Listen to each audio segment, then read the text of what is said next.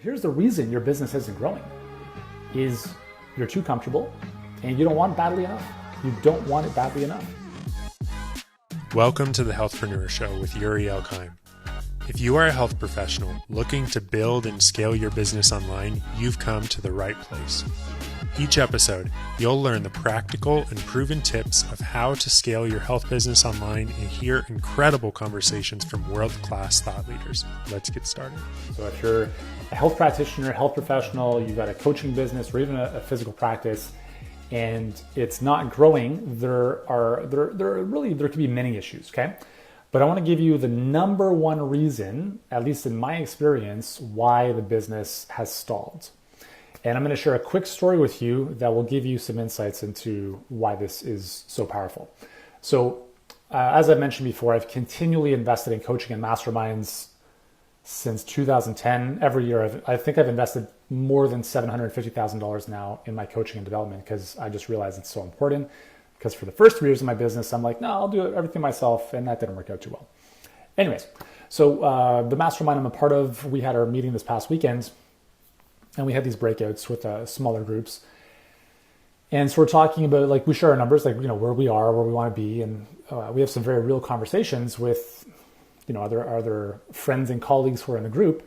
And the power of it is really the accountability that we provide each other. And I'm going to share a quick story with one of the guys in the group. And I'm not going to mention his name, obviously, for privacy reasons.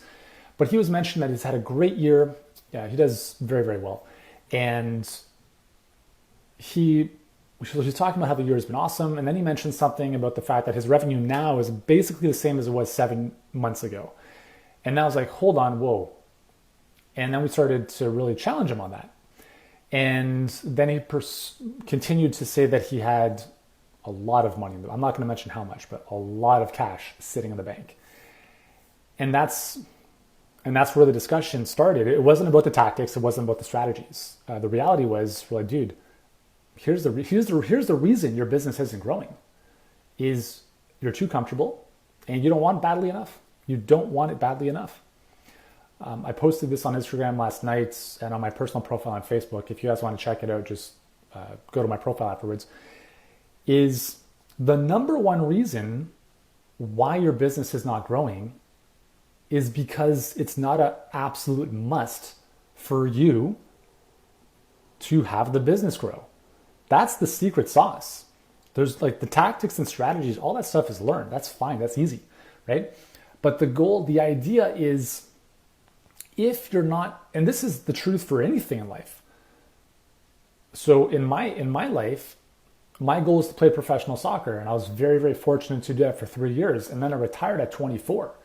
And people ask me, like, why did you retire at 24? And it wasn't because I was over the hill. It wasn't because of anything other than the fact that it was now a 7 out of 10 for me instead of a 10 out of 10. I just didn't want to do it anymore. Like it was that simple. And that's the reality. It's like, if what it is you say you want is an absolute, I will run through a brick wall must, then you will achieve it. And if it's anything less than that, even a 9 out of 10, it's simply not going to happen. And guys, like I share this with you because I've been in business now for 15 years, and I think I've achieved a good degree of success, not just in business, but I think in life, in sports, all that good stuff. And like, it's all the same stuff, right?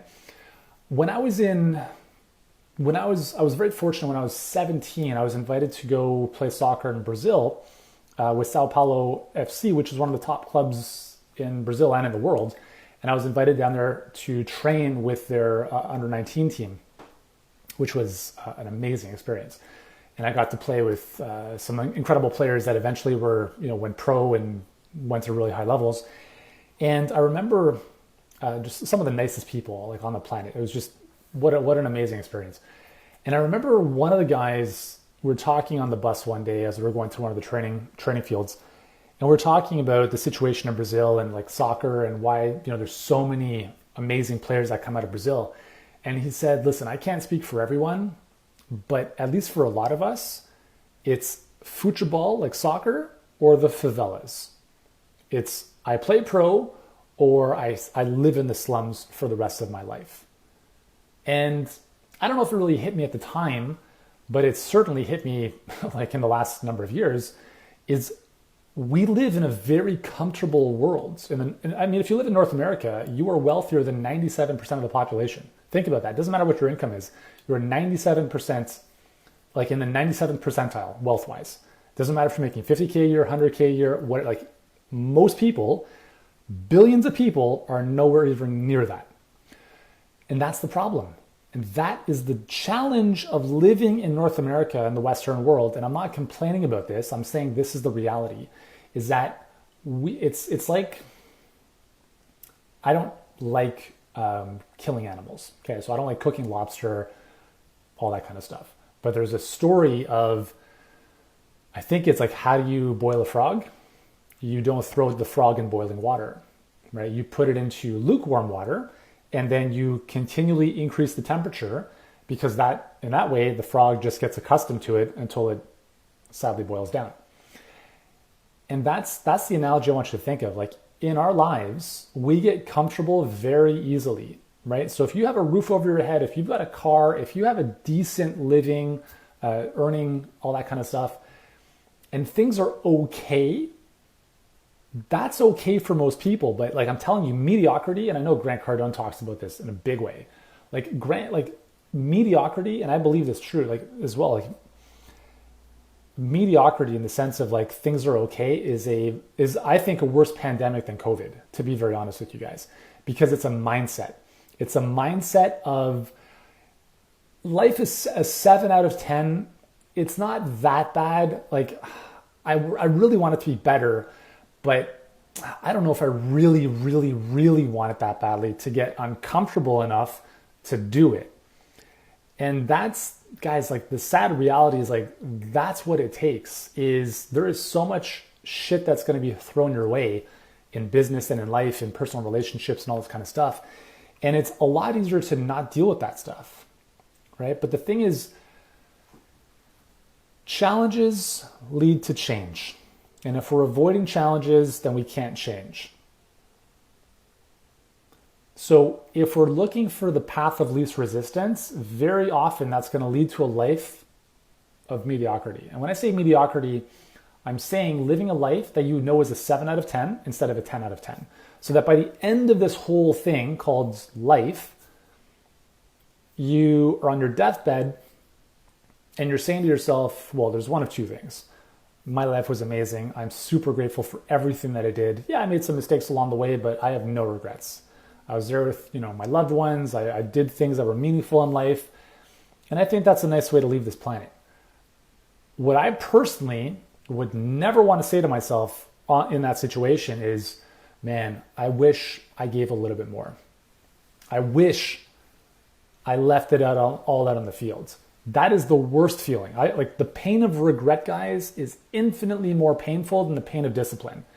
And so I want you to be honest with yourself. Like, again, I'm not here to judge anyone, but if you say you want something, you have to be honest with yourself. Because if I'm honest with myself, and I've been honest with myself recently, I'm like, dude, why are you setting goals that you're not achieving?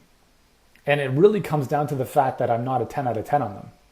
And I'm basically, what that means is I'm not willing to do certain things to make them possible. And so I've had to do a lot of like mental digging to get to the root of that and say, listen, dude, just be honest. Like, you don't want this, even though you say you do. So get rid of it, or start telling a different story, or find a way to get reconnected to make it a 10 out of 10. So the advice that I gave my friend in our mastermind was, I said, listen, like right now you're too comfortable. And the thermostat, it's the thermostat setting, right? It's like when people lose weights and they lose 20 pounds, they take the foot off the gas because they're comfortable now, right? Can you guys relate to this if you have clients like this? And then they get back into their old habits and they put the weight back on. They're like, oh my God, I don't like the way I look in the mirror. I can't fit in my clothes. And then they call you up again, like, oh my God, I gotta lose weight. And then they lose weight and then they're comfortable again. And then they just like get back. It's this yo-yo, right? That's the human condition. So what I suggested to my friend is, I'm like, dude, you have to reset your thermostat. So your baseline is all the money in the bank now. First of all, send it to me. I'll hold it in escrow, or maybe I'll go spend it. He's like, no, I don't think that'll work. But anyways, I'm like, put yourself in a desperate situation. You can keep the money in the bank, but ideally you do something else with it so it's no longer there. And that now is your baseline. And you have to mentally get to the point where that baseline is unacceptable for you to go below. Even if it's a lot of money and technically you could do a lot of stuff with it, you have to mentally get yourself to the place where if things fall below that, it is unacceptable. So in your life, for you, think about how can I increase the standards for myself, right? So if there's a goal that I want, why don't I have it? Is it a 10 out of 10 or is it a 6, 7, 5 out of 10? It needs to be something that is so emotionally compelling to you that you're willing to do whatever it takes. And that's the difference, guys. That's the number one reason why anyone in life does not achieve what they say they want, but it's also the number one reason why anyone who achieves anything great in life does. Because of that burning desire, and in the cases where it doesn't happen, the lack thereof. Make sense? So that's my time. I'm done for the day. Coach's Corner, thank you so much for your attention. Hopefully this message has found you well. If you guys want to hit me up, you can do so at 647-424-5280. If you need help with this stuff, if you know you have something burning inside of you that you want to get out to more people and you're just, not, either you have the wrong strategy or you need a push in the butt to make it happen, we might be able to help. Send me a text, 647-424-5280. But anyways, that's all for now. I hope you have an amazing rest of your Wednesday. I've got a busy day ahead. I usually do pretty much all my calls and meetings today, so I got to jump to my next one. I'll see you guys tomorrow, same bad time, same bad channel. Bye, everyone. Thank you so much for listening to the Healthpreneur Show. Are you ready to take the next step in growing your health business? We'd love to send you a free training that has helped our clients grow to 7 and 8 figures in their business. Sound good? Text the word training to 647-424-5280. Again, for the free training, text the word training to 647-424-5280. If you enjoyed this show, we would love for you to leave a review on your favorite podcasting platform. That's the best way for platforms to know that they should get this show in front of more people just like you. And if you're looking for more incredible content to help you grow your business, check out the show notes of this episode, where we'll have links to our highest rated episodes of the Healthpreneur Show. We'll see you next time.